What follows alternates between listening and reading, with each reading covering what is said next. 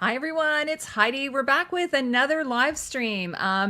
This is costumeco, and we're going to be talking tonight about House of the Dragon, the new HBO prequel series, prequel to Game of Thrones. And we're going to have actually an all-female panel, which is really fun. I think that's kind of fun to do that, eh?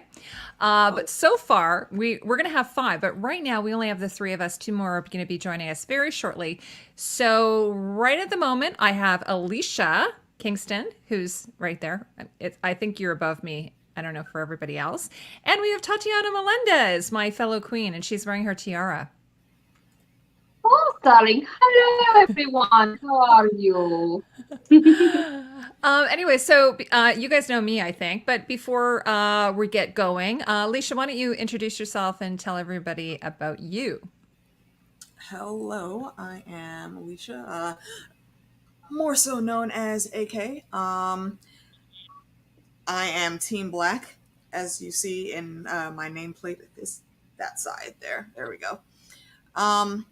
I do random YouTube things. I always say follow the people that I stream with instead of following me, because I'm very rarely on my own channel. Except for this round of the House of the Dragon, I will be on my channel on Mondays, so you can find me there. And also Sunday evenings, if you don't have anybody to watch with, come watch with me, and we'll commentate on the show together. And every few weeks, I think throughout the season, I'll be on here with Heidi as well, because she's awesome and I love to chat with her. And I'm glad to be back in Westeros and here chatting with Heidi and with Tati. And we've got 2 or 3 other ladies coming in today. Yes, so we have Vanessa Cole will be here shortly, and Shadowcat Becks will be here. So next we have, and that was really nice of you to say that, Alicia. I feel the same. And next we have Tatiana Melendez, my fellow queen. Is she frozen? Am I? Can you see me? I think you are. We can hear you, but you're You're frozen. You might be frozen a bit, but I can hear you. So. Yes, sorry. And there's Vanessa. Hi. Hi. Sorry to be late. Oh, not a problem at all. So we're just doing introductions. So Tatiana, why don't you just tell everybody a little bit about yourself? Well, can you hear me? Can you see me? Am I here? Am I over here? I don't know if you can see me. Can you? Yes, I can see you. You're just frozen, but we can hear you. Yeah. Oh, you know what? Go first for Vanessa, and I'll try to fix my end here. Okay, if I can get them frozen. Sure. Okay, so next we have Vanessa Cole is joining us. Hi, Vanessa. I was so excited to have you on, by the way, because I think I tried to have you on before and it didn't work out. So I'm so happy that you're here for this, first episode of House of the Dragon. It's really awesome. So why don't you tell everybody a bit about yourself? Oh, you're muted. So I'm Vanessa. I am a contributor at Watchers on the Wall, one of the co-hosts of the Night's Cast, and artist as well. You can follow me on Twitter at VKColeArtist. And just excited to be here, really excited to have new content to discuss. So it's going to be a lot of fun. Awesome. Thanks so much, Vanessa. Like I said, I'm really excited you're here. And it's kind of nice to have an all-female panel. I don't want to be sexist or anything, as my son would say, Mom, you're being sexist. But it is kind of nice, right? It's a nice change to have all gals. So next we have Tatiana. Tatiana, you're back and you're looking fabulous. Awesome. Thank God. Hi, everybody. Again. I'm okay, I promise. So hi, world. I'm Tatiana Melendez. I am one of dear Heidi's queens from San Juan, Puerto Rico. And I am excited, apprehensive, a little hungry, and very skeptical of the show. But so far, I am enjoying it. I'm gonna give my thoughts in a minute, but I liked it. Let's start there. I liked it. I didn't love it. Okay. I liked it. That's pretty good. I just want to say hi to everyone who's here so far. We've got Little Bug is here. Or Lily Bug?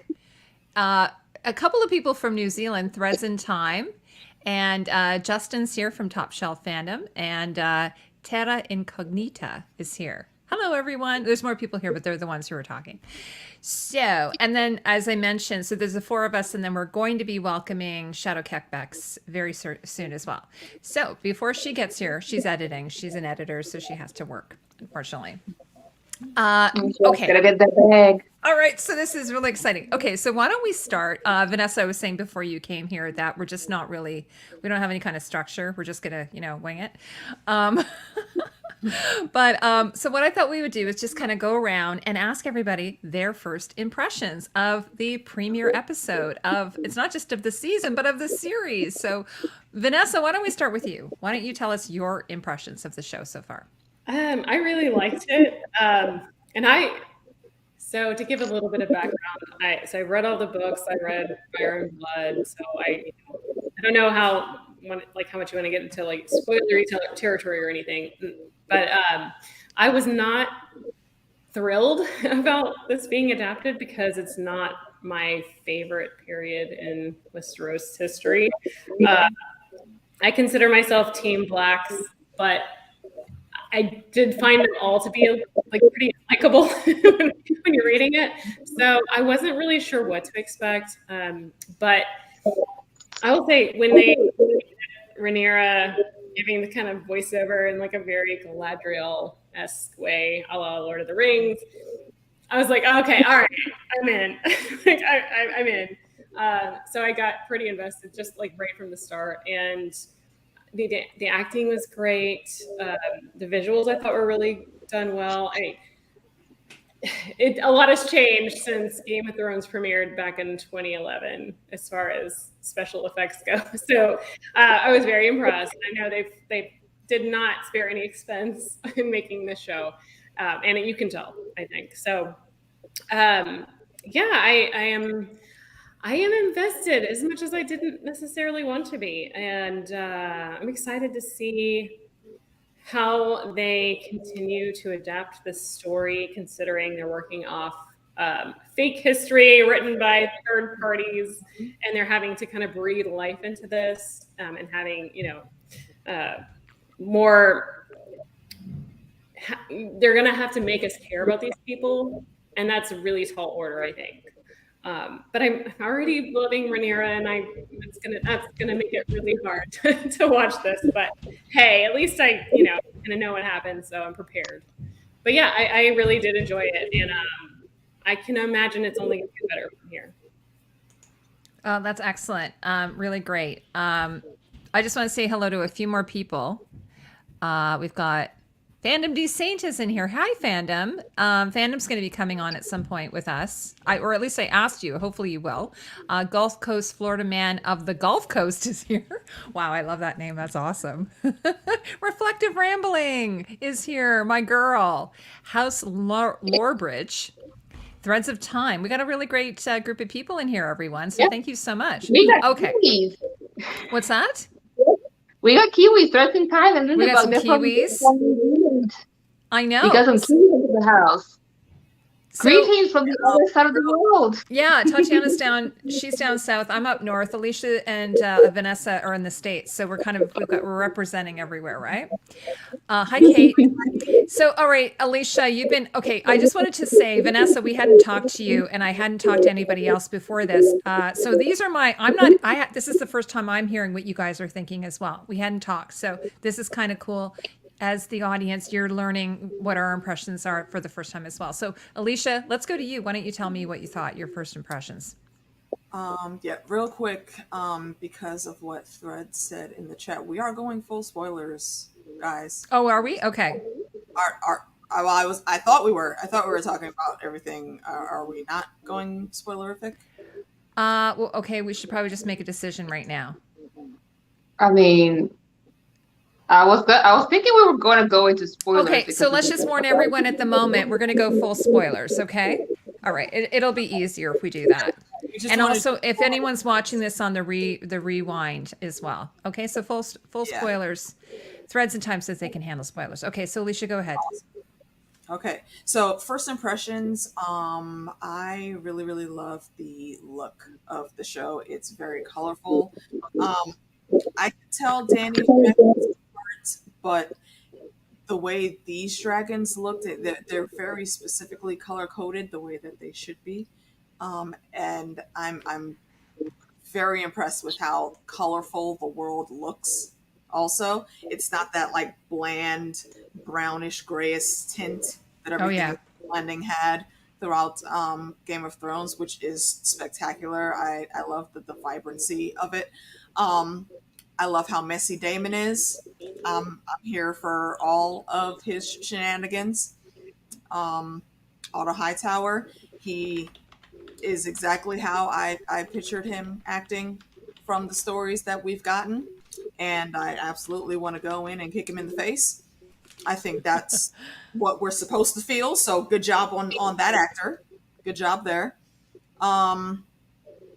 Let's see.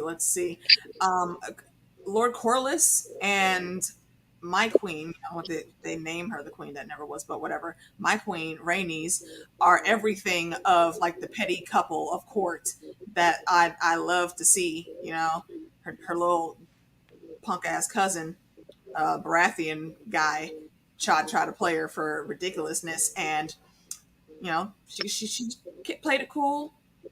We went and sat back down. You know, her and Corlys shared that little look that you know spoke so many words, even though they didn't make a sound. And when Baratheon got knocked on his ass, you know, my queen just sat back and yeah, I'm here for all of that. All of that. I love their relationship already. And Corlys is absolutely the smartest freaking person on the small council. I'm looking forward to seeing a lot more of him and a lot more of his family. I'm here for all of Corlys and Lady Rhaenys.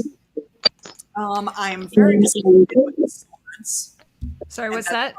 I said I'm very disappointed with the way the swords look. Like y'all know me. Weapons are a thing that I love in my world. I have shared parts of my collection at different times on different streams that I've been on, and I did not like how Blackfire or Dark Sister looked. I am especially perturbed with Dark Sister because that is my Queen Visenya's sword, and you can't have her sword out here looking all ridiculous like they did. They showed us like we know what these swords are supposed to look like. We have the source material from the book. We have the fan art that is basically semi-canon that's been around for years. And now, I'm not sure if like Tommy Dunn did the weapons in the original show. I don't know who the weapons master is on this, so it'd be interesting to see. Whoever he is, he needs to be fired. Or she. I shouldn't be sexist. Either or. Whoever do a good job. Tatiana, why don't we go to you next, and then we'll come back and we can get a little bit more detailed. And am I missing anybody who I said hello to? I think I got everybody right. If I didn't shout you out, just let me know and I'll add you. All right. Getting a little bit of feedback. What's that? Oh. No, that's what I was asking, if anyone was hearing an echo. Yeah, I'm getting a little bit of an echo. Tatiana, are you wearing earbuds? No. Okay. I think we're getting a little bit of feedback from you. So, okay, well, I'm going to go to you and then I'll mute myself so that we don't get feedback, okay? Okay. Are you still hearing feedback? No, I'm going to mute myself so we don't get it. Do you want to go ahead and tell us your first impressions? Okay. Well, like I said, I really liked it. I didn't love it. It didn't grip me by the ovaries like the first episode of Game of Thrones did. That first episode, the end, it was like, and you're mine. But I did like it a lot.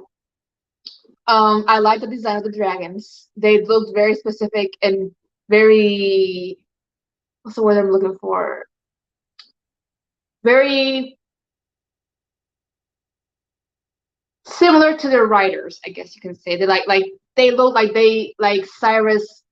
Nobody else but Rhaenyra would write Cyrus, or Caraxes wouldn't be written by anyone other than corrupt Damon, for example. And I do agree with y'all about Otto. Like the first impression that I got, I was like, bro, wash your damn hair. He looked like he hadn't washed his hair in like a month. It was disgusting. There was just this sliminess to him. Who, Otto? Sorry? Otto. Yeah. Like, maybe it was his clothes, maybe it was his hair, because his hair looks so oily. Dirty. It's like Nate could never have hair that oily. But it's like, bro, I'm sure there's some type of oil that can serve as shampoo. Just use it. And I liked how they're portraying Damon, because Damon he's fucked. He's fucked up. Like, that raid on King's Landing, that was something. But you can also kind of see that he does in fact care about his family. There's humanity in there. And it is interesting how the whole spoiler warning for those who haven't seen it. If you haven't seen it, please mute this. But if you don't care about the spoiler, when Damon says the whole heir for a day speech at the brothel, it's interesting that we never see the context of how he says it. We just see Otto poisoning Viserys' ear and saying, "Oh, he said this. He was mocking your baby, your dead baby," and that's how basically he gets poisoned against his brother and ends up throwing him out of King's Landing. So, but at the same time, we see him in the funeral, and we see that he really is sad for his niece and his brother at the same. So, I like the complexity they're mounting up with Damon, and also Viserys, Paddy Considine, or however you say his name. Mwah! Loved him. He and Queen Emma, however brief she was, again, spoilers, people, spoilers.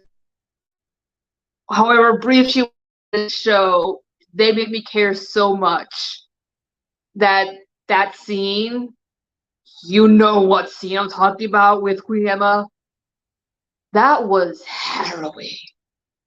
It was, I wanted to look away, but at the same time, it felt disrespectful to look away. You know what I mean? It was, yeah. I did not want to see that.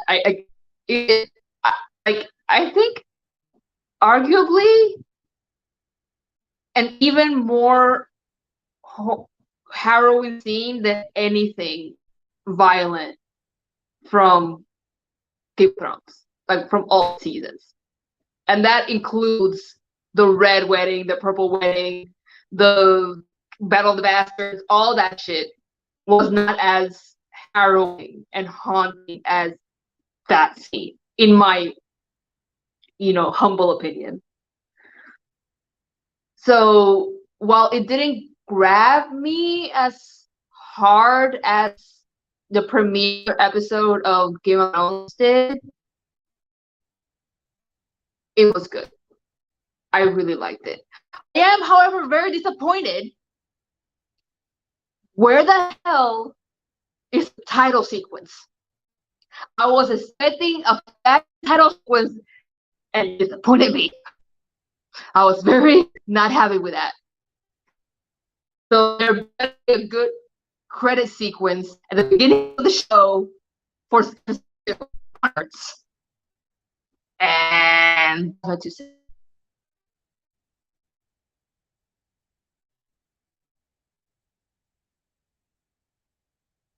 You muted, Heidi. Sorry, I was just saying, Tatiana, you were breaking up a little bit at the end there. Sorry. Sorry, my girl. Anyway, no, I was gonna say because actually, Tatiana, I'm just gonna mute you here for a second. What I was gonna say is that this was a cold open, so I think we're going to be getting it. Like, I mean, I just read that, so what I've read. Yeah, well, I mean, we all know that the the reviewers. Vanessa, you only saw the one episode, right? You didn't get screeners or anything. More, no. Yeah. So yeah, so if anybody doesn't know this, but a lot of the press got, and not even, YouTubers like Tony and so on got screeners. I kind of was like, even if they had offered it to me, I don't think I would have wanted to see it because I like the idea of being able to watch it with everyone else. You know what I mean? So, okay. So the next thing we're going to talk about is so you guys were sort of touching on characters. I thought that might be a good place to go. I will start. I'm just going to say Damon's my favorite right now. I thought Matt Smith is awesome. I was probably one of the people at the beginning who was like, I don't know about this guy. But and the thing is, he's still to me not super attractive. Like, I wouldn't be like, oh my God, I wouldn't be like drooling over him. Like, I still kind of like, wow, this guy's kind of strange looking, but it works at the same time. So why don't you guys talk about what you think of some of the characters? Alicia, I'll start with you this time. Yeah, I fully agree with that. There were a lot of people that had doubts about Matt Smith. And I know Matt Smith, not just from Doctor Who, but if you go look at his filmography, there's a plethora of things that he has been in. He is a very versatile actor. And I knew he was going to knock it out the park. And, but when it comes to casting Targaryens, yeah, it seems you're supposed to find like super pretty people. But Damon, from the books, from how he's described, he just seems like that, the rogue prince. He's that handsome, roguish guy. So I think Matt Smith, the way the makeup, the wig, even though I think that wig still needs some work, but he looks that part. He looks very Damon, and the way he's acting. Like I said, I like his messiness. The roundup in Flea Bottom, it was brutal, but consequences for your actions, man. Look, can't be out there just raping people and going around murdering and thieving and stealing all the time. The bill becomes due, and right then and there, Damon, I'm sure he trained up his guys. He got them some better armor, made sure that they stood out in the crowd. They already had the City Watch, but the City Watch was bullshit. Crime was running rampant. Nobody was caring about them. Damon came in and changed all that. And he got all the intelligence he needed. He sent them out. I'm pretty sure they had a list somewhere of the people they needed to go find, and that's what they did. And now there's the fear of the Lord of Flea Bottom is in everyone. There's a tourney that's happening in about 2 weeks. Do you want your lords to come into the city and get robbed? Or do you want people to act right? Just saying. Seems the thing to do. I don't blame the man for his tactics. Messy, but I like his brand of messy. He's also, he's got that flirty thing going on with Rhaenyra already. Is it messy? Maybe. But we got to keep in mind they're Targaryens. This is kind of what they do. Viserys could have squashed this whole heir nonsense a long time ago by just betrothing them. She's young as hell in our eyes, but we can't look at it with our eyes. In their world, she's of age. So make that connection. There's your two heirs paired right there. Well, darn it, like Alicia, like why didn't you come up with that idea ahead of time? Because then we wouldn't have the story. This was happening. Okay, so hello, George. Yeah. What about you, Tatiana? I know. I think you are a lover of Matt Smith, Damon Targaryen. Any other characters that you like? I'll unmute you there, and I'll mute myself. Well, like I said, I mean, I first was introduced to Matt Smith with Doctor Who, and he's like very playful. But even there, you can see there were moments where he was threatening. There, you're like, I can see the darkness in you. I can see it. But really, what sold me on Matt Smith being Damon was actually the crown. Like when he played Prince Philip, that whole kind of machismo type thing that he had going on. I was like, I can, because like in Doctor Who, because of all the layers, he looked more like gangly, more skinny than svelte. but with the crown, he looked like he put on muscle. And like for here, he obviously put even more muscle plus the armor, so it looks like he's bulked up. Not like, you know, heavy lifter or anything, but like that, you know, he has body. So that, I will say, the only thing that kind of like threw me off about his performance was his voice, because like in my head I was imagining Damon sounding deeper than how he actually sounds. But other than that, I loved his introduction. It was like perfect introduction, and that, again, bit of humanity and playfulness and flirtiness he has with Rhaenyra, it's like it's already there. So when what happens, you know that is not just because he wants the crown and he thinks he could get through it, he can get it through her. It's because he generally has some type of feelings towards her. I talked about Otto, and I talked about Viserys. I did like Millie Alcock, the actress playing Rhaenyra. I did. Yeah, I think you got it right. They in an hour they perfectly managed to establish who these people are, and like very quickly, and they have more things to do in this premiere than in the Game of Thrones premiere, because the Game of Thrones premiere, that was they find the dead direwolf, and they adopt the direwolves. The king comes in. They have the feast, and then the whole thing between Cersei, Jaime, and Bran, and that's it.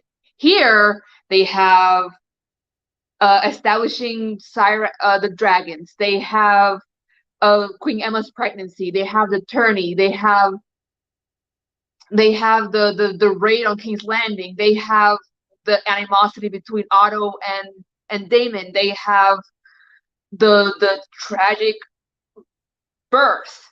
They have the funeral. They have the heir for a day speech, and they have Damon's banishment. Again, all this is spoilers, people. I'm sorry, but so they have hopefully they've seen the episode if they're here. Yeah, I think I saw a few of them that said they hadn't watched the episode yet. So I'm warning. So they had like probably twice as much to establish in this premiere than in Game of Thrones, and I think they did a pretty damn good job. Like I said, like Queen Emma reminds me of Chrissy from Stranger Things, if anyone has seen it. Chrissy was supposed to be like this one episode character that dies at the end, and their death basically is a catalyst for the entire season. And the way both characters were established and made likable and made people care about them, only to kill them off. Sorry. It was really well done. But I think by far my favorite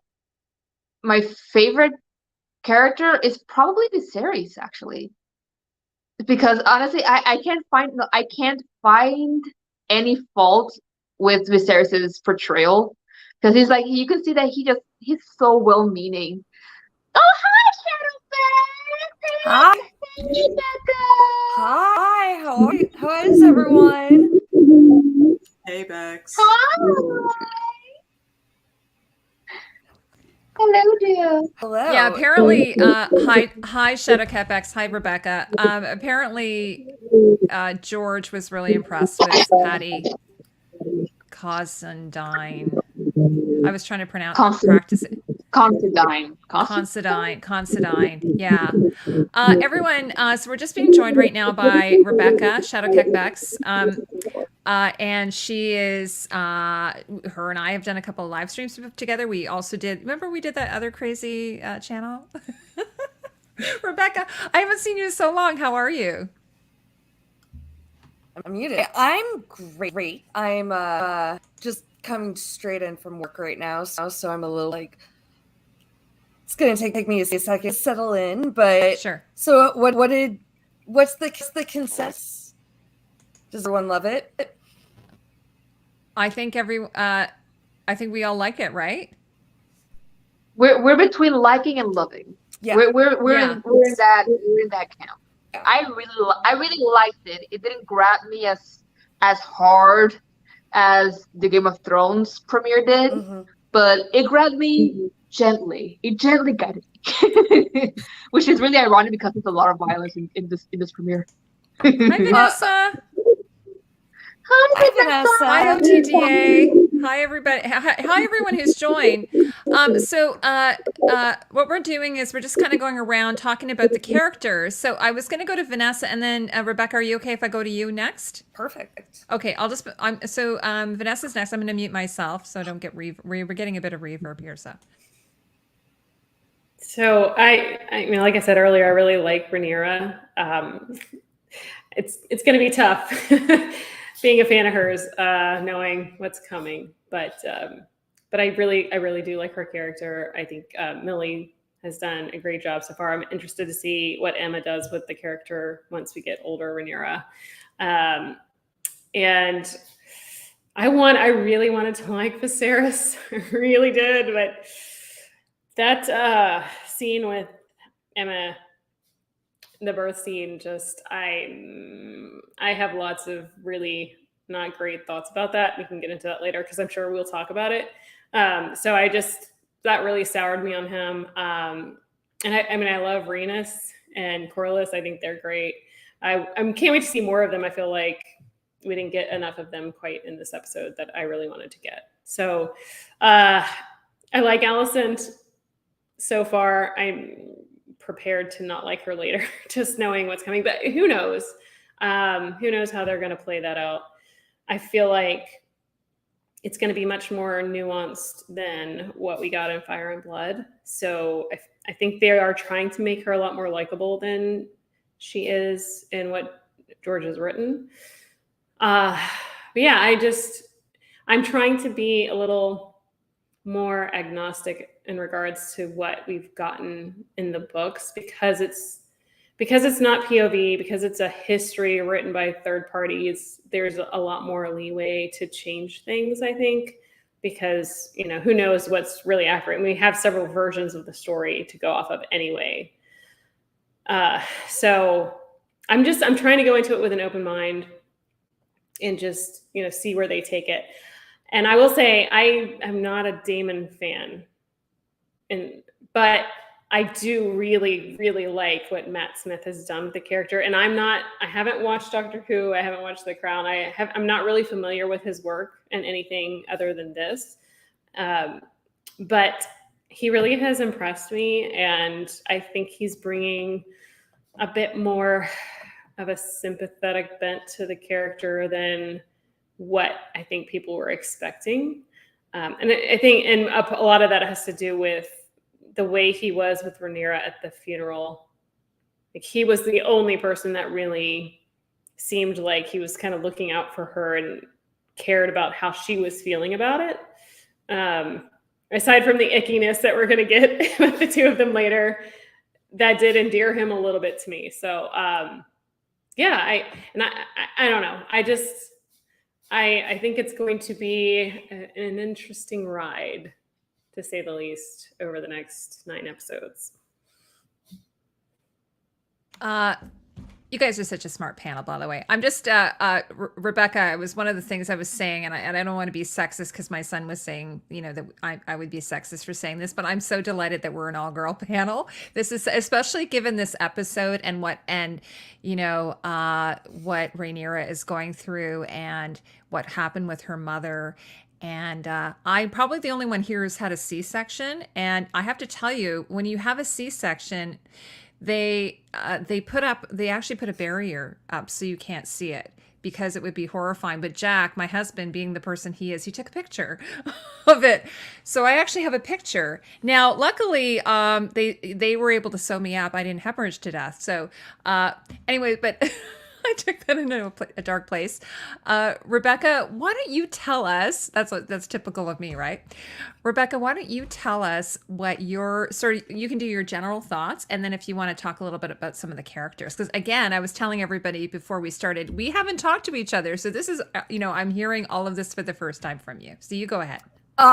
Yeah, I mean, I very much agree. My second watch, especially like Damon Targaryen, like the character that's really surprising me and standing out for me. I think it's an interesting portrayal. I there's a lot more nuance to him than we got Fire and Blood.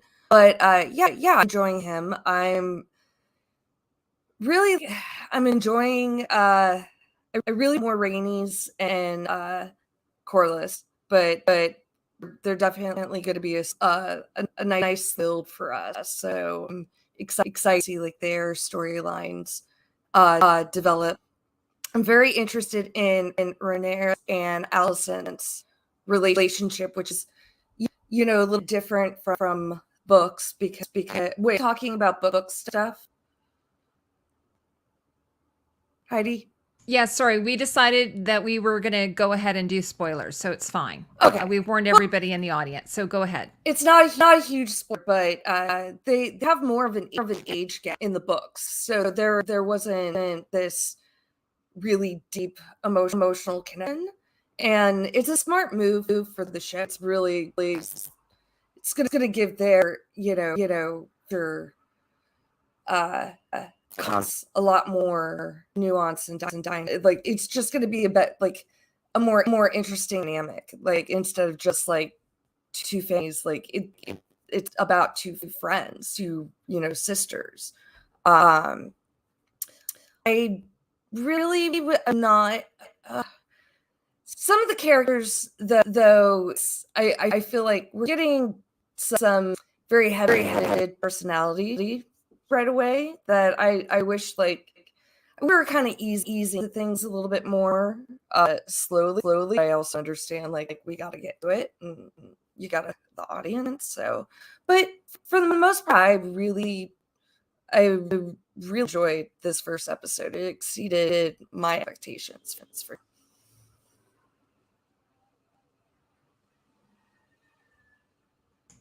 Hi, I'm back. Okay. Oh, Rebecca. Okay.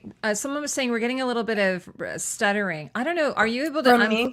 Your picture's fine, but maybe are you able to unplug your headset and replug it in? I think it's your headset. We'll try that and see how that goes.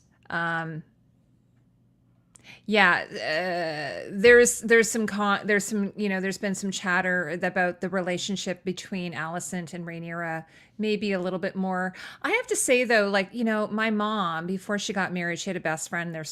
They've been best friends since they were 5, and my mom had kind of a little like a fling with her best friend when they were young. And then they both went on to have their relationships. But so I don't know that would necessarily. Alicia has something to say about all this. Well, I'm not commenting just because I happen to think my gaydar is impeccable, but also because this was actually confirmed by the actresses. They played it that way on purpose. That connection is there. They meant for it to be underlying in how they played those roles. Yeah. It was funny because I remember when my mom told me, she said, "Oh, I had I had a love affair with my girlfriend when we were growing up," and I'm like, "Really?" I think it was because she was able to have her stay over and in her bedroom and stuff. So no, her parents wouldn't have thought anything of it. Like they just had this little love affair, and then they both went off and got married and had children. This would have been back in the 40s, right? So. I don't know, but she told me when she was an adult about it. So that was sort of what I was kind of getting from it. Like it was it was romantic, I think. What do you got? What were your thoughts on I that, everyone? don't think it's unusual for adolescents to experiment with each other at all. Mhm. That happens. And I think, especially if you're like really, really close with somebody growing up, like I get it. I mean, it's not unusual at all. So yeah, so from the interviews that I've read, it's yes, they're playing it that way, but that doesn't necessarily mean that they're like the love of each other's lives and like think that there's some kind of future there. I mean, they unfortunately they know their place. So regardless, even if that's something that they might have wanted, I'm sure they realize that could never happen. So yeah, I do appreciate the undercurrent there. I think it's going to make it that much more heartbreaking to see the split between them later. Like they're already being pulled in two different directions now. And you can very clearly tell with both of them that it's because of duty.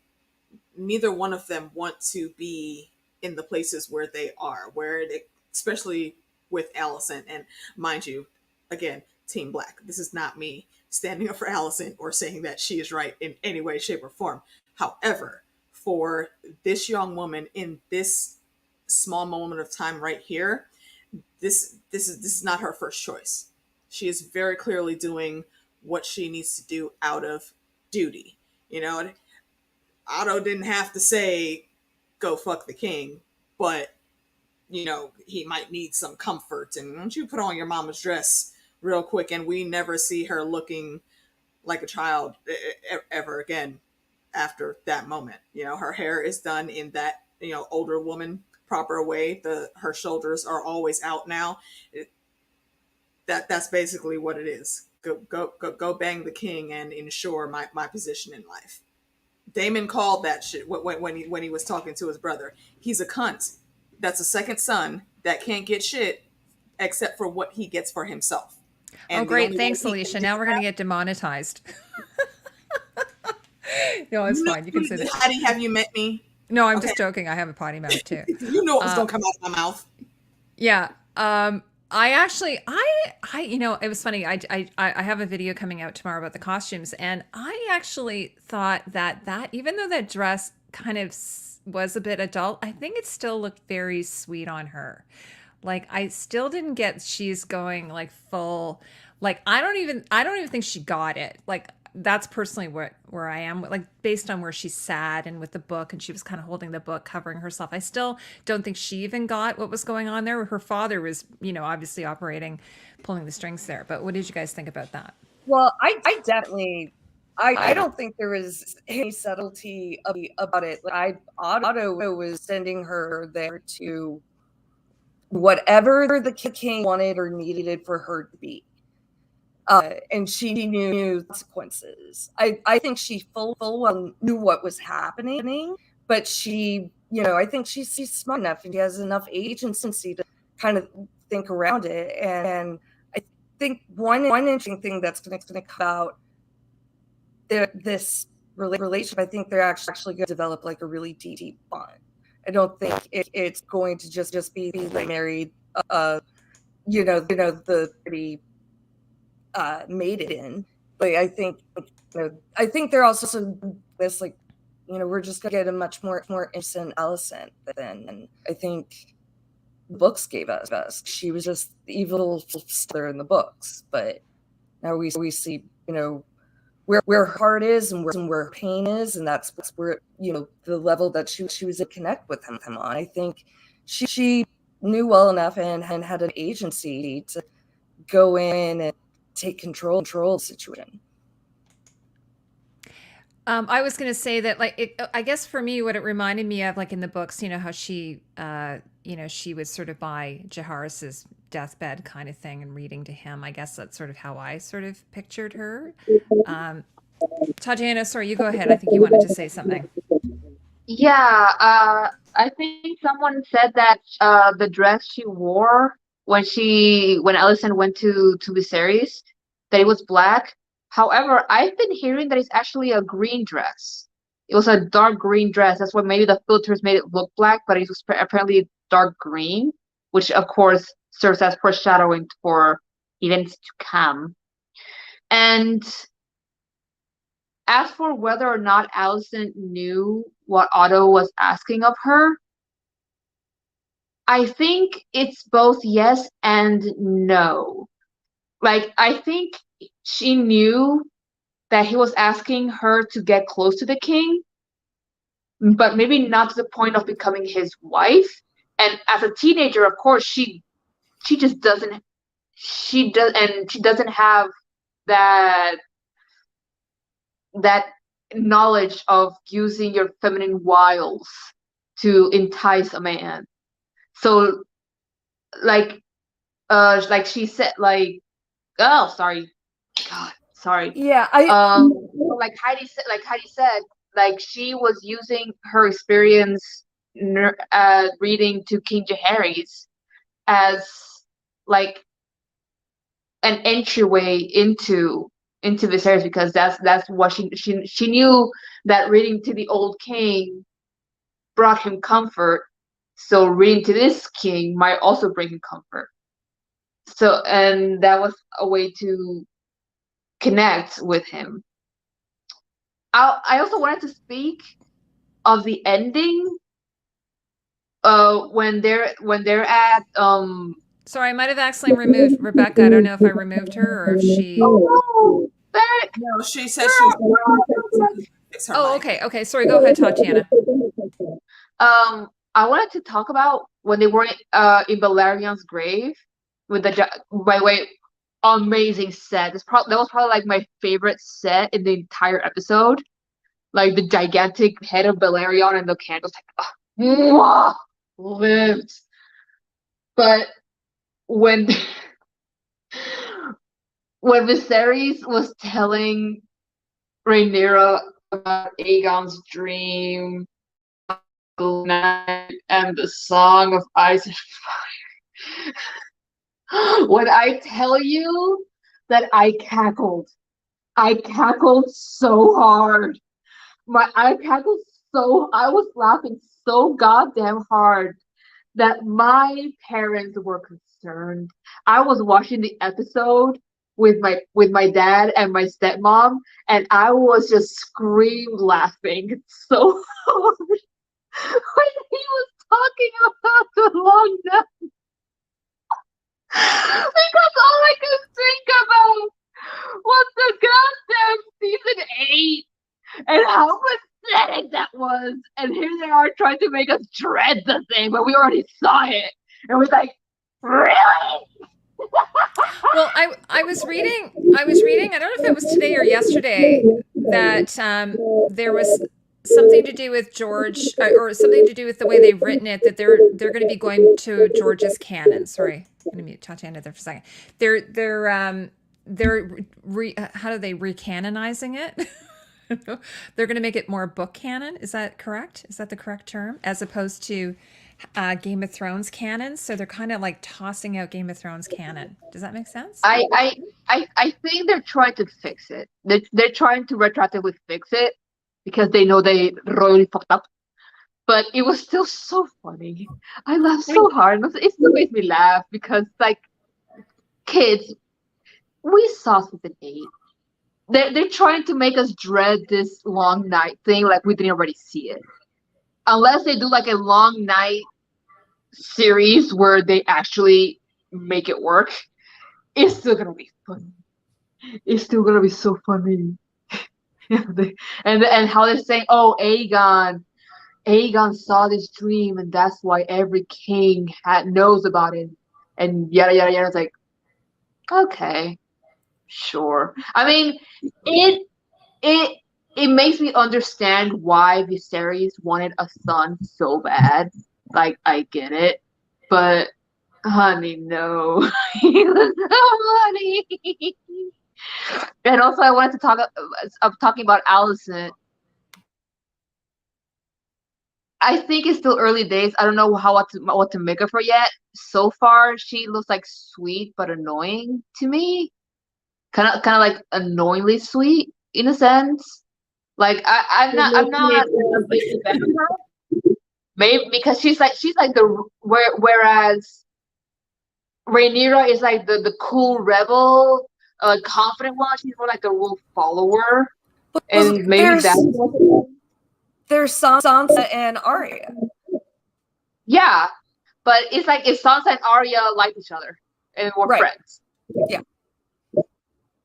And it's like, and are we gonna go into like costumes soon? Because I do have some thoughts about her costumes.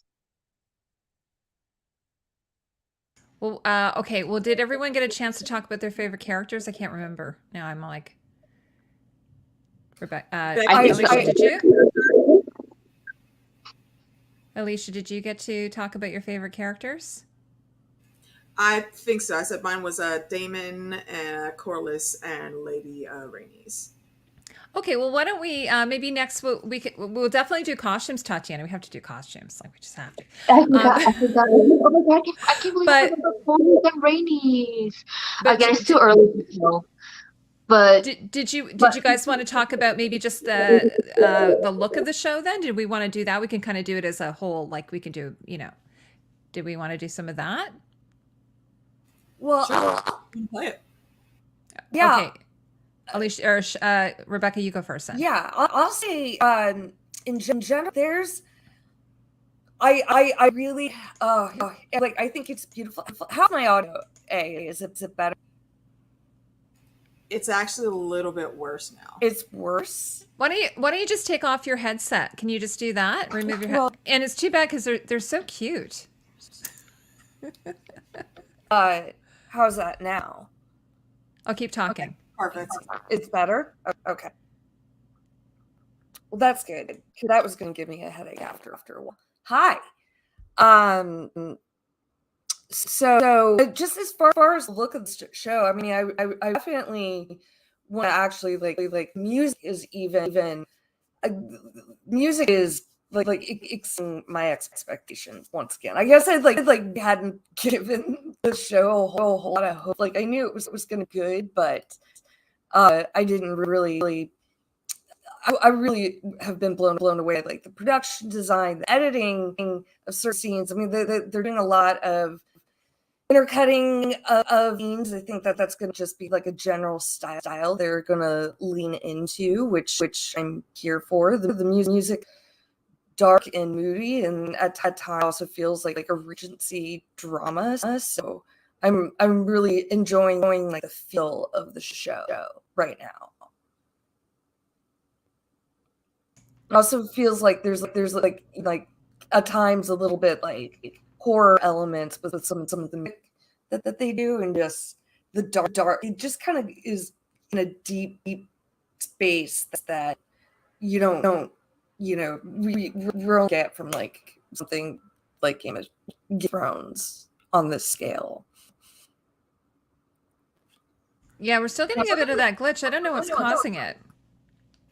Yeah, it was fine for like 2 seconds, and then it went to it. But... Well, then it might be my Gulf Coast says it's like a DJ is spinning the audio or something. I don't know what that means. Rebecca, we've never had this problem. I don't know. No, I've never had this problem. What about you, Vanessa? What did you think of like the music and the costumes and the sets and all that? Overall, I liked everything. I'm anxiously waiting to see what the opening theme is going to be like, because I know we're going to get that next episode. So that'll be, I trust Ramin Djawadi wholeheartedly. I know he's going to do a fantastic job. So I'm anxious to see what that will be. So I was very, I love anything he does, honestly. I forget who it was that said they loved how colorful it was. But I agree. Like I loved all of the colors. I think the costumes were great. That one dress that Rhaenyra wore, though, I wasn't a huge fan. Like kind of gold dress. I hated it. Well, you guys know that. I was not a fan. It did not seem to fit her very well at all. It was weird. Right. But that was really like the only one that I wasn't a big fan of. But yeah, I think the dragons looked really good. There wasn't really anything that I had an issue with visual wise. I thought it was all done very well. Especially if you're, like I said earlier, if you're comparing it to 2011, series premiere of Game of Thrones, you make a huge leap forward as far as like what is able to be done via visual effects and what they have money for. And you can definitely tell that. So no issues. Yeah, I was reading just yesterday that the budget for the original Game of Thrones was $6 million an episode, and even with inflation, that would be like around $8 million. And each episode on this is $20 million, so there's a lot of money, right? I mean, a lot of it probably went to CGI, but still. Yeah, those dragons aren't cheap. No, and there's a lot of them too, right? 17, I think, is what we're getting this season. Yeah. What about you, Alicia? We'll go to Alicia, and then we'll go to Tatiana, and then we'll go to Rebecca. Just a small gripe. I talked about it a little more in depth yesterday with Manny Meeks and Lady D on my channel. But all this money, like you just said, and the wig game is still not right. I have problems and concerns with that. Hopefully it gets fixed. I don't know. We'll see what's going to happen, I guess. That was it. I actually, it's funny. Okay, you saw the tweet I did yesterday, right? Yeah. I tweeted this picture, and I guess I'm not sure who it is. Who is it? She's got locks, and it was like all kind of piled on her head. It was so bad. I believe that was Lena. That's Lena. Okay, but this episode, in episode 1, I honestly didn't think it was that bad. If you didn't look too closely. Yeah, I don't know. Not everyone looks good with that color hair. Well, this is just it. And the other thing is, the actor who plays Viserys, like people, like I read a review saying his was the worst, but I have to say, like, that actor, he's quite a bit older than the character, right? And he had that salt and pepper and stuff, and I think it just wasn't very flattering, maybe, is what it might have been. Okay, Tatiana, you want to go on about the wigs then, or what do you want to do? I'll let you talk about the wigs. The wigs and the costumes are a bit hit and miss to me. I'll be honest. I do not want to compare with Game of Thrones because Game of Thrones is gonna win, because I'm hella biased in Game of Thrones' favor, because Michelle Clapton did make May's sweet, beautiful, sexy love to my senses with those costumes. And she inspired an entire page of my blog just dedicated to Game of Thrones costumes because of her. That being said, there were some costumes that I liked, and a lot of them that I didn't like. Like, I'll go into more detail later, but there were some costumes I felt were too modern for the show. Case in point, like the one Miss Saria wears when Damon does the whole speech, the orgy speech. Like, it was a pretty dress, but it felt like something that I could wear today. I didn't feel it gelled with the rest of the cast. What else? Actually, while you talk about my Saria, though, I didn't really like her. I don't know how you guys felt about my Saria, but we can talk about that later. But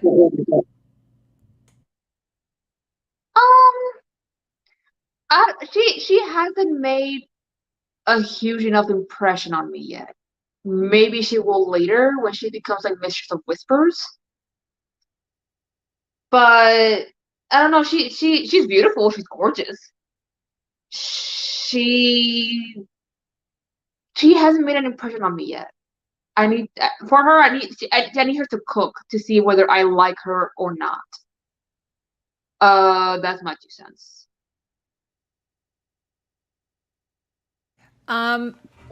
Yeah, no, I totally agree. I have to say, though, having said that, I love that actress. I mean, she is in Ex Machina, absolutely slayed in that. She's in Devs. She's a fabulous actress.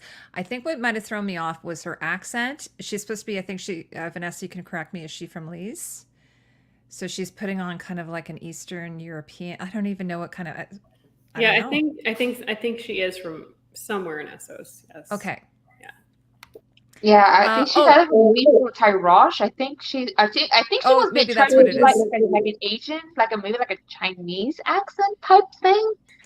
That I don't know. It felt somewhat Asian, her accent. Of course, I'm not an expert in accents. Please correct me if I'm wrong. But that's what it felt like. Like she was trying to do like an East Asian Chinese-ish accent. Yeah. Yeah, I don't know. I don't know. Something about it threw me off. It didn't work for me. She's an American actress, so she was putting that on, right? As I said, she's excellent. I don't know. I just didn't gel to her quite yet. So, but okay. So Tatiana, so some of the costumes you weren't crazy about. I mean, I got kind of really in trouble on Twitter. I got a little bit of trouble on Twitter. Got a little bit of.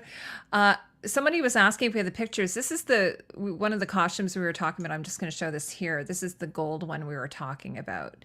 That I guess what I had said is I just felt it was really kind of tight, and across her bust.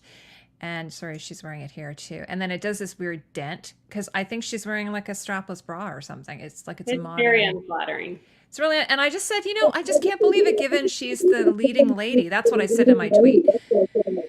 That that's what they ended up with. So, and then the other one I didn't like. Yeah, I'm mean, going to probably be in trouble think for this. Is this one? I did not like this. It's the collar. The collar was weird, but again, it has that weird like kind of dent. And it doesn't have a nice silhouette. Like if you look at it, like when she's standing, it just kind of, it's not flattering. It looks like she's like in a sausage tube or something. Sorry if that's mean. And the actress is gorgeous. So that's why I just don't think it's. My favorite on her was the end of the episode, the pledging fealty. That was gorgeous. Absolutely. My favorite. Absolutely. that one was It by far the was, one. this That was, one was yeah, it was stunning. It was stunning. Okay. What about you, Alicia? Did you have any thoughts on some of the visuals, the costumes, the armor, any of that stuff, any of that good stuff? Sir Damon's armor, the helmet, it was very theater and pomp, but this is Damon. I expect all of that from him. It was hella extra, and he's hella extra, so it fit for me. And look at that. That is exactly what I would picture a helmet from him looking like. Talking about the helmet, did anyone else notice there was a little moment when he was like going on horseback to his position where the wing like wobbled, and it made me laugh because that looks so plasticky. Like it didn't. The helmet to me doesn't feel metal to me. I don't know. Maybe I'm wrong, but I missed that part. But yeah, was it when he was going along the rail? Like that whole maneuver was amazing. I think it was when he was choosing his opponent. I think he chose Otto's son to joust against. Then he was going on horseback, like about to choose his opponent for the joust, and he went like I was like I have to say, I actually laughed out loud when I saw this helmet, which you can't see the whole thing here, but I actually laughed. But it kind of worked for me. It kind of worked. Like it makes sense. Also, why the hell? I mean, I know what production wise, I know why the hell, but why the hell didn't Damon have something to protect his face? Like like logically, production wise, I get it. You need to see his face, you need to see the emotions, but like practically, it's a joust. You need to cover your face. Well, no one's getting the crown prince in the face.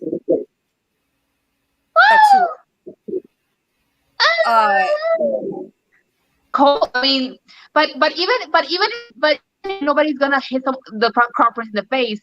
shrapnel from the wood can hit him in the face regardless. He could like puncture his eye with the wood. He'll dress up the scar to make it look somewhat sexy. He wouldn't have. Well, it wouldn't be so sexy if he lost his depth perception because he punctured his eye out. I mean, he will look.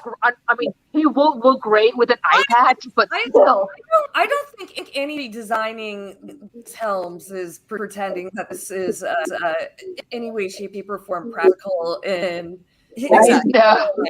but like, and do you have a picture of his gold clips? I might have one. Here, me see. Because it's also, did anyone else notice? Did anyone else notice that his jousting helmet is basically the exact same helmet from the painting of Rhaegar battling Robert Baratheon? Oh, it's the exact same one, like the exact same one. I mean, it makes sense. They pass down their swords, so why not pass down armor also? Yeah, I mean, there's definitely other artwork out there, but I his gold clips armor. Yeah, it's essentially the same armor. It's just it doesn't have the red plume. It has a black plume, and it doesn't have the red trim. It also doesn't have like the wings. Oh, it doesn't. Oh, okay, you're right. Yeah. It's more like almost like a Roman gladiator style kind of helmet. I loved all his costumes. This is my favorite here. I'll show you which one. I have to just find it here. Is it the messy right there? That's just that's what you expect. Damon. Oh, this is my favorite.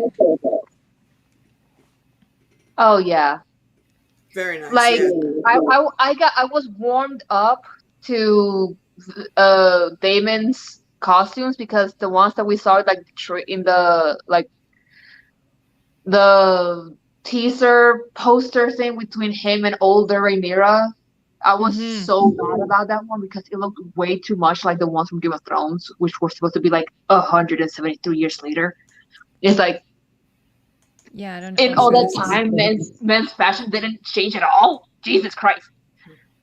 Well, also, one small thing from a few times throughout the episode, but also in the beginning, it's Damon and Rhaenyra very into each other. I absolutely love hearing different fantasy languages. Valyrian is that's like pleasing to the ear, so I love that they got between what they do. Yeah, and I like it that it's only them two that speak it. It's no one that they're the only ones that speak it. That's like their own language. That like ties them even closer together. Yeah. But I think there was one where Damon had like leather strips that looked like wings around. I don't know if it's that one or another one. Oh, is that I think it's another one. I think that one. Well, I like the one in the brothel. Like he's not wearing the armor, I guess, on it. And he's just got it like laced up. It looked very like. Oh, I think that might be the one that I like the most. I think my favorite Rhaenyra costume outside of the final one, where she's the declared heir, is her funeral dress. I really like the funeral dress. I agree. Yeah, absolutely. There it is. There, it's amazing. And then there's a full shot of it. Actually, all these costumes in this scene are great. It gave really strong Daenerys vibes. I'm not gonna lie. With the cap sleeves. Totally. And the long sleeve. It kind of reminded me a bit of Joffrey with the false hanging sleeves there. Oh, I thought that was a cape. I didn't know there was hanging sleeves. Well, they might be cape sleeves. Oh, it gave me Daenerys when she arrives at Dragonstone. That's what it gave me. Yeah, and Damon's outfit here is really nice too, I think. Yeah, he looks softer here. He does. And it is a nice moment for him, I think. Yeah, I mean, this was his most humanizing moment. And I also think that that ties into the accusation that Otto tried to throw at him that, he was laughing about Aaron's birthday.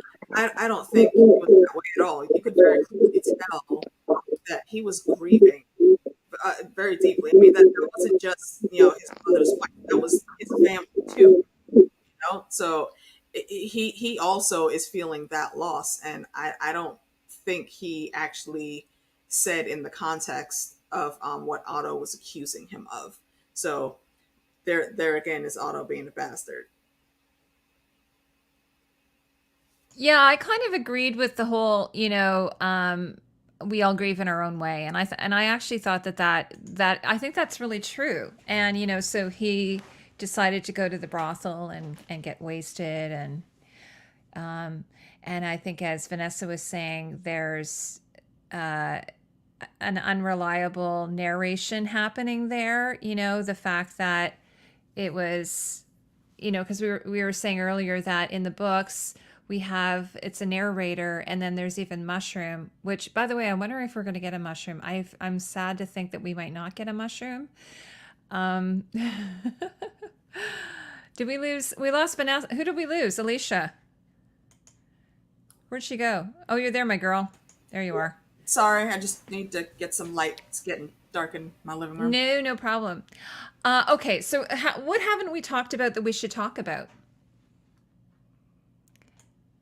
About Allison's costumes. Sure. I felt like something was missing in them. They looked too solid, especially that one. Mm-hmm. I feel like they had added like a sash around her waist, like those ones that you could see like in Tudor era that goes down the waist and then like drops. I think that would have been like much better because it feels like just one whole thing. But if they could have gotten like even a sash, because I'm pretty sure she wears like sashes or like belts that go that like a hanging belt. I don't know how they're called, but I think she wears them when she's older. I think it's but a girdle. Here, I think they call it a girdle. I think it's the ones that they wear it on the waist and just drops into something like this. Yeah, I know exactly what you're talking about. Yeah, exactly. If they had done, even if it's not like metal, because I could see her wearing like metal girdle. Are those girdles? If they're girdles, metal belts later in life, but to make her softer, it could be like made out of fabric, and for it to drop, and it would like break it up a little bit, because there it looks like it's one whole piece, and it feels like it doesn't really give her much of a silhouette. Although I do like her white dress more. Yeah, well, and again, like this is my thoughts, but I just thought that they needed better foundation garments. I think that would have really have helped so much on everything. Like even this red dress, it might have been so much better if it had a proper foundation garment. My God, yes. And because the two of them do have very, very different body types, right? So I think that would have really have kind of pulled it in a little bit. And maybe given the like, God damn it, I don't want to compare, but it just okay. It feels like these costumes, they just need more. At least the women's costumes, they need more. Like, at least with like Rhaenyra's declaration of being the heir dress, her official dress at the end. It didn't really need it as much, because really the dress was mainly hidden behind the cape and the chain of intent or whatever the hell that is. So it looks like it fits her. It looks like she actually has some undergarments that are somewhat appropriate, but like for the other dresses, it just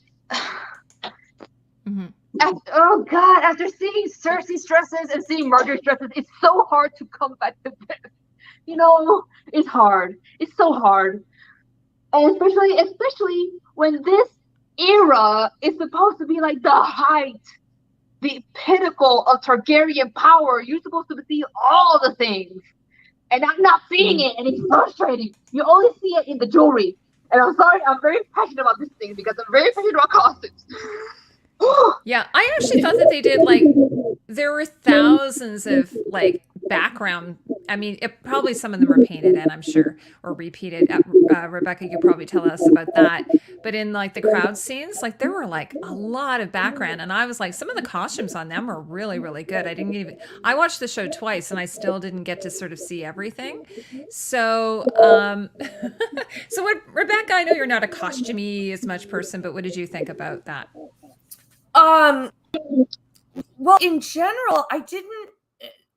It was Damon's costumes, his armor especially stood out. One of the outfit that Jaehaera was wearing during the tent scene, looked like there was some pretty intense embroidery, embroidered dragons on his neck, or sorry, Viserys. Jaehaera's from the tournament scene. Yeah. That embroidered work on his shoulders. I also wanted to add. Oh, wait, is Rebecca done talking? Sure. Oh, sorry. I also wanted to add that the crown, Viserys' crown, it doesn't look. It looks plasticky to me. It doesn't look like metal. It doesn't. I don't know. There's a sense of inauthenticity in some of these costumes, like if Damon's helmet looked kind of plasticky to me. Like Viserys' crown looked plasticky to me, and I don't know. It's kind of disappointing in that sense. You know?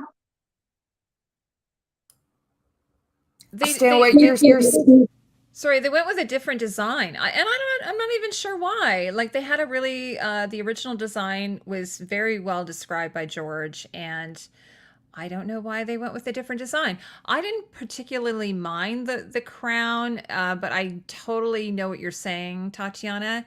It didn't have maybe the gravitas. It didn't have any gemstones. I don't know. I don't know. It just didn't have that metallic sheen that I come to think would be in a golden crown, because it's a golden crown. It looks like it was done in I don't know. It gave me more plastic. It gave me really, really, really high end, really well made plastic. Then Yeah, 30 Days says it looks like an everyday crown. It's not supposed to be an everyday crown. And it's not because the original book one, it was full of jewels. It was a circlet full of jewels because it was Jaehaerys' crown. Yeah, and spoiler alert, how is Rhaenyra going to get any money for that thing?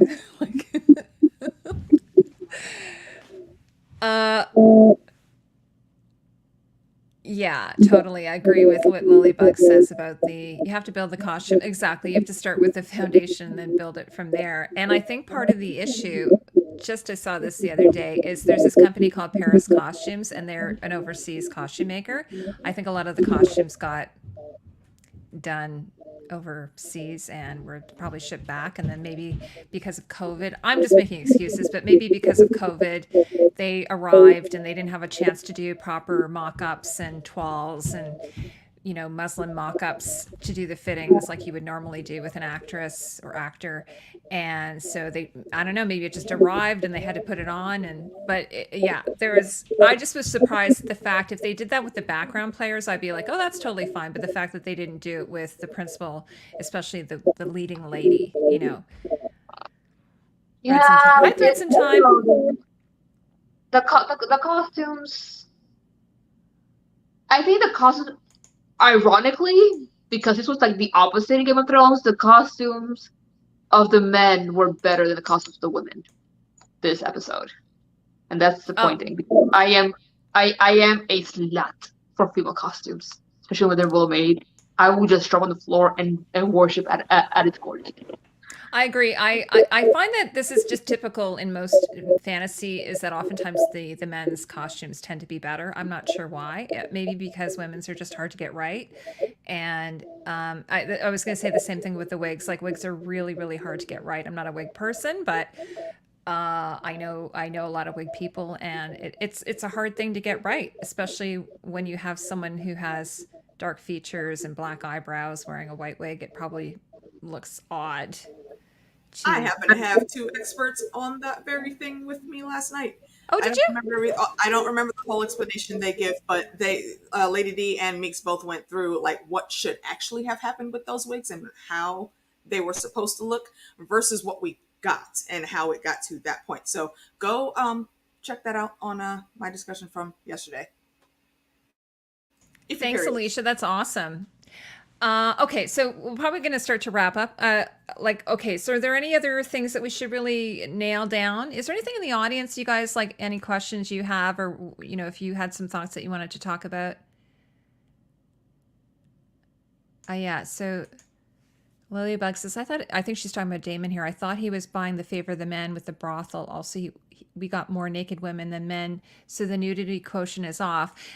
Yeah, we could talk about that. Actually, there is supposed to be a 50-50 split on nudity. Like I did notice, for instance, Myceria and Damon both kind of had equal nudity in that one scene, but maybe in the group scene in the brothel, it was kind of.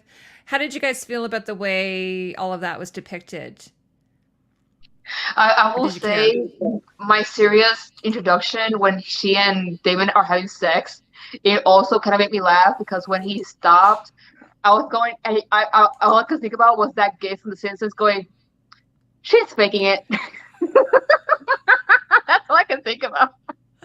Well, and then that's what I was saying. She kind of sounded like she was Transylvanian or something. Oh, my prince. Oh, you're just beautiful. You're great. Like it sounded like she was Eastern European or something. I don't know. No, I meant she was. None of that worked. I meant she was faking enjoying having sex. That's what I was. She was faking it. She wasn't really enjoying it. She was just doing her job. That's what. He wasn't enjoying it either. Stupid good looking. That's what she sort of reminded. And when she says, "Do you want a blonde maiden instead?" It's like, oh, so she knows about.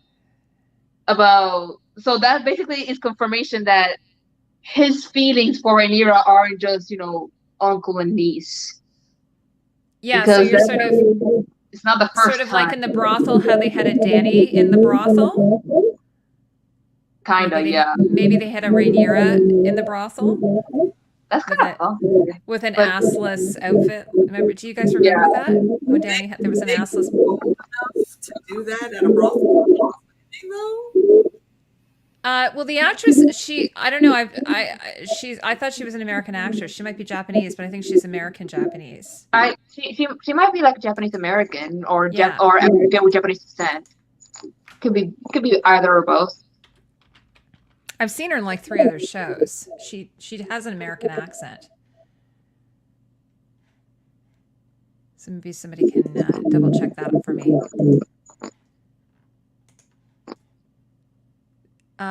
So Threads and Time says, I think there's an issue with the lighting just from flicking through some scenes. Very flat, not enough attention to creating light profiles and generating atmosphere.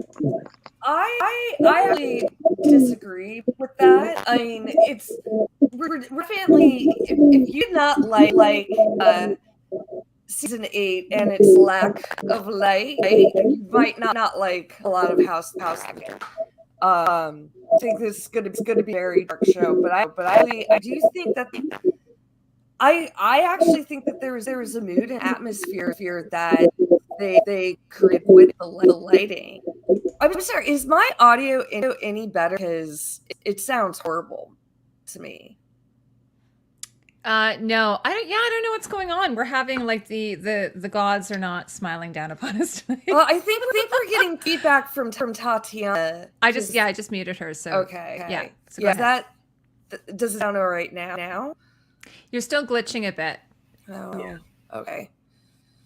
That's Just go. It's okay. Go ahead. sorry, but yeah, actually, it's kind of like when I was talking about like there's like Regency dramas from like the 70s and the 80s, or like even like kind of Barry Lyndon. Like there's a softness about the lighting that I think when we're watching those, it's it's usually a lot more like heavy contrasting and heavy blacks, and I think just like there's kind of a trend right now to like the blacks kind of on the milky side, but I actually really love that Spirit created. Well, it was funny because I saw someone did a comparison of the Long Night versus was it Lord of the Rings, one of the battles in Lord of the Rings. Did you guys see that? And they had the Lord of the Rings on the top, and then they had the Long Night battle on the bottom, and you couldn't even see anything. It was so weird. It was so dark. So, and From the Long Night or from Lord of the Rings? From the Long Night, like or from Game of Thrones, right? I think the Long Night they could have done better, but I just think in general his episodes from Game of Thrones tended to be very dark. I think it's just there's gonna be a lot of shadows. I didn't mind it. Like I found compared to I found it atmospheric as opposed to, grainy or, like I can't see anything. It was never like that. And also, we had day scenes that were nice and vivid and bright. And then we had some interior scenes that were darker and then some in the middle. I thought there was like a really nice balance of that. I'm not a lighting person, but I'm always looking at costumes. So if I can see the costumes, I'm like, oh, okay, it's brightly lit. And if I can't see the costumes, I'm like, oh, it's darkly. Tatiana, do you go? That's how I sort of go by, right? And I was just going to say, this 30 Days is here and I love him. He says, supposed to be like by law or what the directors have said. And he's referring to when I said there's a 50-50 split in nudity. That was a decision that production decided to make because they found that in the original Game of Thrones, I guess there wasn't as much of a equal representation. Yeah, well, they're failing right now. I think they also said there wasn't going to be gratuitous violence or sex. And that all got thrown out the window. How do you go to Westeros without gratuitous violence, though? Is that possible? I don't know whether the violence in the tourney was gratuitous. I mean, it's supposed to be like a comparison between the brutality of battle and the brutality of childbirth. Well, so yeah. In that sense, it's like, yeah, all women don't have it easy either. But even just like, oh, yeah, go ahead. No, go ahead. Who wants to go first? Oh, Rebecca, you go. Okay.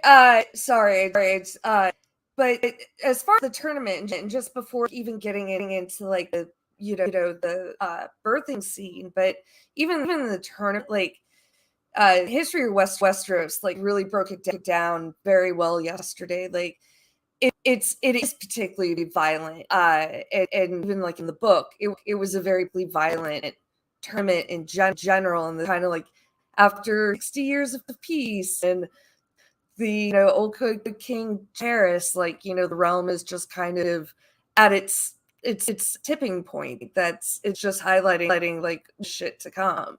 So like the violence, you're right, it's not gratuitous. It is like really highlight like a heightened political state that we're like about ready to walk into. Yeah, I mean, because I think in the original show there was some, like at that one at Robert's tourney, I guess the tourney of the hand or whatever, that one there was that scene with the horse, like that was just like, oh my god. Yeah, and Gregor kind of got away with it because if he killed Loras, like that would have been a point for war as opposed to the the fight between Ned and Jaime, or that would have sparked a totally different war, probably the same war, but I think Rhaenys, what she said about it, summed it up nicely. And I don't remember the exact wording, but basically, like all these boys are green as grass. They don't know, they've never seen any bit of war at all. That this tourney is happening while, what was it she said? Like they're full of seed or something else. But she was telling Chorus, I'm surprised like there hasn't a war broken out already over this nonsense. Because yeah, those are highborns going in there trying to be all rowdy and getting hurt and maimed and some of them killed for a damn trophy and some coins. Is that worth it? No, but that was the reality of that situation.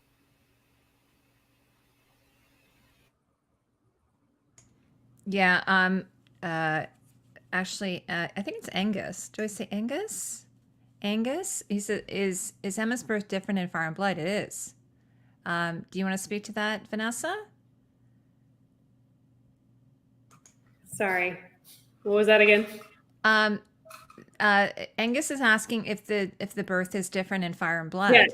So in Fire and Blood, it doesn't specify how she dies, but she does die in childbirth, but it doesn't say exactly. But there is a similar circumstance, and it's Alyssa Valerian, who was married to Rhaegar Baratheon. She gave birth to Jocelyn, and that birth was done by C-section. And according to the history, there are two accounts. One was that she passed out and never woke up, and they did it and saved the baby, and she died. And the other account was that she was awake, and they informed her that she was going to die regardless, and that they could save the baby, and she consented to them doing it. So either way, it was way better than what they did in this episode. It was just, to me, it was just horrific. As someone, I've had 2 C-sections. One, it was an emergency C-section. Everything was explained to me ahead of time. Totally safe environment, anesthesia, all that, all that stuff. And it was still awful. It was not a good experience. I was scared as hell. They gave me like extra anesthesia after they were done, to the point where I started to feel like I was going to pass out. And I thought I was like losing blood and dying because nobody told me what was happening.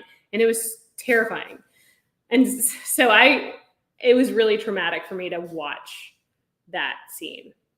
And it made, so like I said, I wanted to like Viserys, but the fact that he couldn't consult with his wife to say, hey, here's the deal. Like, this is awful, but what do you want us to do? Like, let her have some agency. But I know they're trying to portray that this world is awful, but like, it's one thing for an enemy to do something like that to you, but your own husband who supposedly loves you can't even loop you in and inform you, and they're just gonna like hold your legs down and cut you open without even telling you. Like, that's just the most awful thing that I can imagine. So I was not a fan of that at all.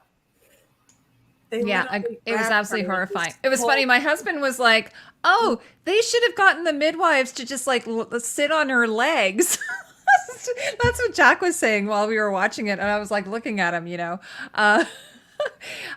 I totally agree. Like, she had no agency, because she probably would have chosen that. She probably would have chosen it anyway, but they didn't give her the option. I agree. Like, as a mother, if I were in that situation, I'm going to die anyway. Yeah, save the baby. Like, I don't know why they couldn't have at least let her know what was happening. I think they did that to portray Viserys as. I think they did it to make him bad. I think it was them saying like, this is a judgment that he would have made because he's just that bad, and this is why all stuff is happening. Also, they're trying to portray Viserys as a weak king, because the being cut by the Iron Throne because it's made of swords. That has always been synonymous with, oh, you're doing wrong and the throne is punishing you for it. That's why he has like an infected wound from on his back from the Iron Throne, and that's eventually what's going to kill him. So him doing this decision and also banishing Damon, and right after that he cuts himself. That's just basically like the Iron Throne punishing him and telling him, oh, you are not a good king. Even though in like Fire and Blood they say, oh, he's a good king, he's a jolly king, he just wants peace, but he's not strong enough to make tough decisions. Two things to that. Just two things. One, we see Damon practically lounging on the Iron Throne when in the opening scene, like he's just on a futon. No, not even one little slight tiny paper cut. Nowhere. So that's an interesting juxtaposition with his brother. And then Viserys, just that the whole thing from the childbirth, that's just horrible. Screw him for that. But what they are doing, the way they ended the episode with how he was explaining things to Rhaenyra, it brings into context, at least it did for me, just a few callbacks and the way it made me think about some things differently with how they're retroactively trying to, fix or at least put a little Band-Aid over some of the things that were done in the original series. And just one of the things I thought was cool is just it makes you think differently. If preparations were starting all the way back here for the Long Night, it brings a little more into context Benjen telling Jon, you wouldn't want to go to the wall and pledge anything if you knew what it meant. Originally, I think most of us just thought, well, yeah, you're supposed to be, the prince that was promised you're supposed to be ruling. So we need to save you and get you in place when it comes. But it was a lot deeper than that, I think, which is just interesting backdrop. I don't think they're going to harp too hard on that, but it's an interesting side plot to think about. And I like tinfoil, so that's my jam. Well, that theory had going around, like, there's nothing, I don't think, explicitly in A Song of Ice and Fire, the book theory, like, that gives credence to, like, Aegon had this prophecy, but enough, and it's speculated a lot, yeah. Well, yeah, it's been theory, but there's enough in books where it's like obviously something that the Targaryens have with their Targaryen dreams, and I think it's a bit of a retcon, but it's more to like help. They said it like after the episode, whatever it's called. They were talking about like this is a way to like tie the series to tie the series together and kind of give it some amount of emotional like through line. That this is all going to be about like the prince who was promised and blah. I don't I think it's gonna get harped a little bit more than I'm gonna want it. That's all right. Fair assessment. Sometimes they do that. Tatiana, sorry, did you want to say something? Yeah, Vanessa Amnesty, she says that the Iron Throne is for the worthy. The worthy is the stronger, not the nicest. Fire and blood, not nice and kind of conquerors, not the politicians. I'm not so sure about that because like 70 years ago, before the start of this series, King Maegor the Cruel, who was very strong, was in fact killed by the Iron Throne. Like they found him like just stabbed, just sitting on the Iron Throne dead, just stabbed all over. So stronger is not necessarily better. It has to be like strong but fair. Like Jaehaerys was the great king, and he led a time of peace. And he, as far as we know, he was never stabbed by the Iron Throne.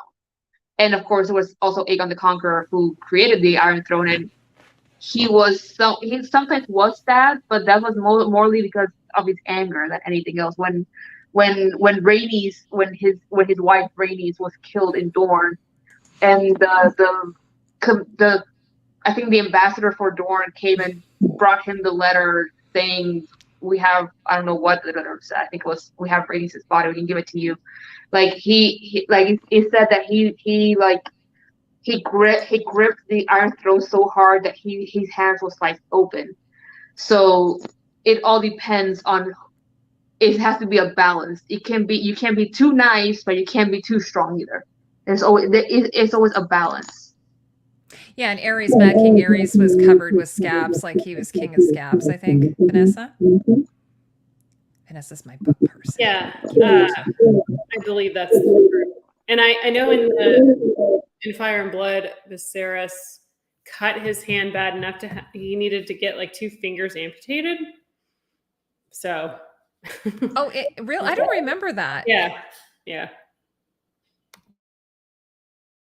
Poor Viserys. That's very interesting to think about while he's got this open, seeping, pus-filled scab on his back. Like, ew. How did you even get that? There's no... That's a straight back, though. There's spikes everywhere, but that's like on the side. How did your back, the middle of your back, how did you get that there? I think he's supposed to have diabetes. I think that's sort of what they're leaning into. So you'll get a sore, like it could be even just a rubbing kind of thing, and then it won't heal. I think that's what they're leaning into, is that he has something like diabetes, and they wouldn't have known what it was. So as far as like the Girdles, like the very visceral, like violent physical things we saw, a horrific emergency section, like heads getting bashed, testicles getting cut off, this pus-filled back, but still grossest thing was Allison's poor piercing cuticles. Oh God, the poor girl. It was shocking. Like that shot, like I had friends, and so that was like a full on, like the whole room went saw that, and it was yeah, it was a actually, wonderful edit. I had seen it on social media, and it's funny because I was looking at it and I thought somebody had cropped it because of the details on her dress, but then I was like, what is going on with her hands? And then of course her father's like, stop it. Like she needed to get that nail polish that tastes really bad so you don't chew on your cuticles kind of thing. I know. That poor girl. Yeah. Brush some poison on the Iron Throne, sword points, that'll do it. I'm sure, yeah. Like, well, someone who was saying it was a faceless man that was responsible. I think actually that was Vanessa. Might have been from Rhaegar. But the 30 Days, he's always our comic relief here. He says, well, I mean, it is a throne of sharp swords. Guy probably tripped on his cape, laugh out loud.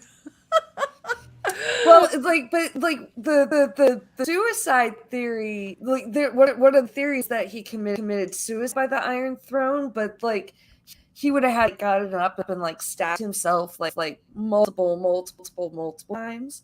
Mm-hmm. Yeah, Yeah, his death is still suspect. Oh yeah, absolutely. Vanessa, I have to apologize to you because earlier I said I thought I was the only one who had C-section, so you and I are C-section sisters now. Yeah, I totally agree with what you said there, and I think it was kind of like, in a show you kind of need to have a hook, and it really did, in a graphically violent way, hook you. And then, like, as Rebecca was saying in the behind the scenes, they were talking about how they juxtaposed the events of the C-section alongside of the extreme violence in the tournament. And that just to show you, like, this isn't our world. Like, this is like a bloody, violent world for men and women, and adding to that also what Rebecca was saying about, because someone was saying this as well, and I kind of thought this, I'm like, okay, but were all of those people in Flea Bottom or King's Landing, were they all, thieves and rapists and murderers? Like, some of them I'm like, I don't know. They look like they were dragging some people out of their beds. So I was a little bit unsure about that. Well, ones that they had deemed, but yeah, I think like generally it was probably like like at least accused. Not saying Yeah, he was judge and jury. I think what Otto was saying. That. Yeah. It doesn't make it better, you know. All right, so maybe we'll wrap things up because we're almost at 2 hours, and like we have like 9 more episodes to go. We have to pace ourselves, right? I forgot to say that I am all for Rhaenys doing her level best to become a xenomorph with her hair, because that hair just went high. It gave me a lot of alien type vibes. I mean, I think she was like trying to like, because of the rope braids, that she was trying to like emulate her husband's dreads, but it was giving me very strong like Prometheus aliens type thing, and it brings me a lot of enjoyment because that's hilarious. I love that. I know I have to go out and find a picture of a xenomorph, and I thought it was kind of Grecian, you know, like in the Grecian period, they used to always wear these sort of column type things, and they'd have their hair like kind of yeah, like Greco-Roman, but it just Greco-Roman, it reminded me of Daenerys's final xenomorph hairdo at the end of season 8. So there was a lot of xenomorph imagery in the final season. Yeah, and it was fun. I enjoy it. It brings me mirth. It's really funny. Yeah, actually, body, I love that. He was asking you, did anyone notice that Viserys was putting his hands along the candles? You know, I mean, we used to do that when we were kids, though, right? Did you guys ever do that? When you were kids? But it was definitely a Targaryen. Yeah, it was very cool. Yeah, I don't think necessarily like trying to do the fire thing. Like some people are more capable than others. I mean, I can take super hot showers and I can stand really close to a fire and it doesn't bother me. But other people can't do it. So I don't know. Everyone's different. Yeah, I think it's just a visual. It's just a visual cut to, you know, reminding everybody that they in show canon are quote unquote fire.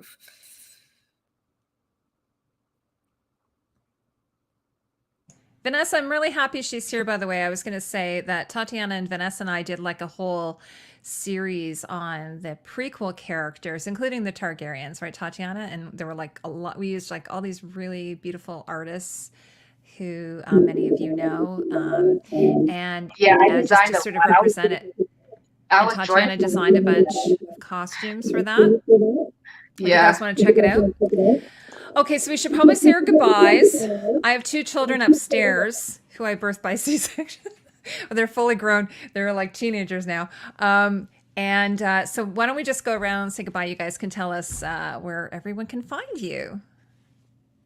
Who wants to go first? I'll go. Okay. So you can find me. I'll be covering this season over at Watchers on the Wall. You can find my articles over there. We'll be doing a podcast as well. It's the Nightcast, but they'll be posting that also at Watchers on the Wall, so you can find it. It's also on Apple Podcasts. And then you can follow me on Twitter at VKColeArtist. Oh, thanks so much, Vanessa. Okay, who wants to go next? Tatiana. I'll go. So you can. I'm gonna most likely be here in these live streams every Tuesday. Yeah. So you can find me here. I'll do my level best to be here every week. And you can also find me on Instagram at Tatiana Melendez PR. I don't really use it all that much, but you can still find me there if you want. And maybe one of these days, in the near or far future, I will set up my own YouTube account, my own YouTube channel, but no promises. Yeah, we've been talking about you doing that for a while now. And I also, just everyone knows, I have everyone's links in the description below, so as well. How about you, Alicia? You want to go? Yes, actually, because I may have to run before you get to the final wrap up. If you want to continue talking about dragons, I'll actually be on with Fandom D8 and DJ11 in probably another 15 minutes or so on DJ11's channel. So come swing by, check us out. If you are watching, or if you just want to talk about Westworld, we'll be talking about Westworld on Wednesday also. And Thursday, if you're watching She-Hulk, you should be watching She-Hulk. We'll be, the Fandom and DJ and I will be talking about episode 2 of She-Hulk on Thursday evening, probably around 8, 9-ish, something or other. It's really fun. It's a really fun episode show. 1 was really great, and Yeah. we're looking forward to the rest of the season. Besides that, And Tatiana Maslany, she's Canadian. she is. She's one of the Canadian girls. Okay, If and you then are watching. Well, if you want someone to watch Game of Thrones, Jesus, House of the Dragon, with on Sunday, I do watch alongs on Sunday, starting at usually about 8:30, and we'll go and comment throughout the whole episode, and then chat about it on Monday on my channel with Man at Meeks and Lady Diligence. We'll have some guests filtering through, and I'll also be back with Heidi for the finale and maybe some episodes throughout the season. I don't know. She's got to call and let me know. Her people got to call. yeah, her. she's like, Vanessa's my girl, so she's just going to come and help fill in as needed, Just kind call of me thing. Vanessa, ma'am. Sorry, Alicia. Oh my gosh, sorry. I'm in my 50s. It is My all- memory's not so good anymore. Okay, and last but not least, we have Rebecca. Woohoo! Yay. Hi. Yeah, I'm at Shadowcat Becks on both Instagram and Twitter, where I don't do much of stuff on the platforms these days. But yeah, I'll be there. I'll be here most Tuesdays. Work and life schedule depend, but yeah, I'm looking forward to the show. Like, I think it's going to be a lot of fun. I'm looking forward to hanging out with everyone here every Tuesday for the next 2.5 months. I know, it's like crazy. And there's 10 episodes, which is pretty crazy. And I am going to just say that despite what everyone is saying online, I am really looking forward to Lord of the Rings. I'm going to watch it. I'm there for the costumes. So, there's going to be some haters. I don't care. I'm going to watch it and enjoy it. So hopefully you When's guys will Lord too. of the Rings start? That starts September 2nd. Like, Oh, really wow. soon. I know, it's crazy, wow. huh? Like in 2 weeks. Like in one to 2 weeks. Also, I forgot to plug in my blog. You can also go to my blog in TatianaMelendez.com. Just my name and .com. You can see all my designs and everything. They're fun. Well, and I just want to thank my beautiful panel, my lovely ladies. It's so great having you here, having an all-female panel. Next week, I'm not even sure who's here. It might be Justin. He was supposed to be in the chat. He might have been here. I want to also thank 30 Days for being here. He's been my mod since I started live streaming. Thank you so much. So, and he always has really, really fun humor that he has, and I always appreciate it. So I want to thank Vanessa, Alicia, Tatiana, and Rebecca. And anyway, and I want to thank you guys in the audience. And I have a video coming out tomorrow on the costumes, on my reaction. So it's going to be like, well, I've already kind of given some of it away. I told you guys already as a early warning. Okay, so we'll be back next week at 7 p.m. EST on Tuesday after the episode airs, and we'll have our regular panel, plus we'll have rotating guests. So, and Vanessa, I would love if you would ever come back again. It was really great having you here. I love your insights. So Anytime. Great. Okay, so thanks so much, everybody. Have a lovely evening. Bye. Bye.